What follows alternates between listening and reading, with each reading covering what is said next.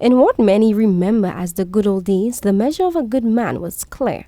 A hard-working provider toiling in the fields and ensuring the financial stability of his family as the sole breadwinner.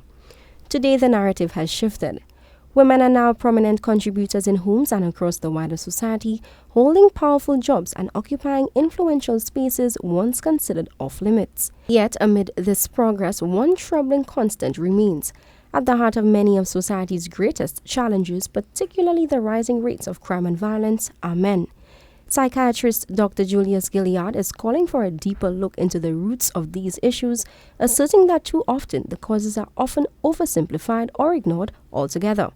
According to Gilliard, the origins of destructive behavior can begin as early as the womb. A mother gets pregnant. She goes through difficulty with the father, has never been taught how to manage her emotions. She has to deal with her pregnancy most times alone. She has to then do her best to feed a child. Let's say it's a male child.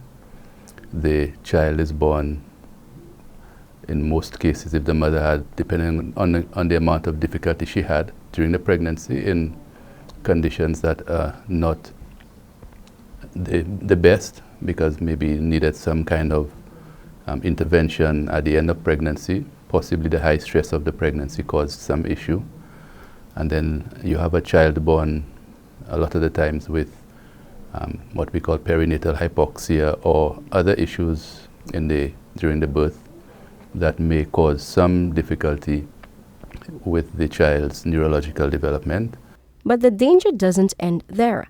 As that once innocent baby boy grows, many are exposed to toxic environments, including domestic violence and unstable home dynamics, which can shape their understanding of relationships, masculinity, and conflict resolution. The mother becomes happy because she has a little boy. However, she has sometimes no support, so she has to fend by either getting another man or by doing her best to get money to feed herself and her child. And that is in the case that's just one child, because a lot of the mothers by that time have 2, 3, 4 children. So then that child, born unsavory conditions, then being raised in unsavory conditions where the mother, like I said, has no way of managing her emotions. So with every little frustration, she may take it out on the little one, or she may take it out on other persons, and the little child, all that is modeled for him is violence.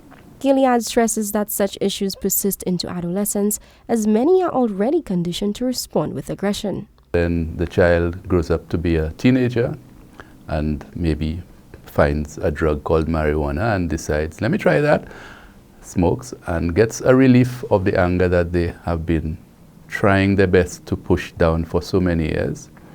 And so marijuana now becomes a crutch that they turn to, and then they're punished for smoking marijuana. As Saint Lucia grapples with escalating violence, the solution perhaps starts not just in the streets, but in the womb, the home, and the hearts of those raising the next generation of men. For Choice News Now, I am Kishana Smith.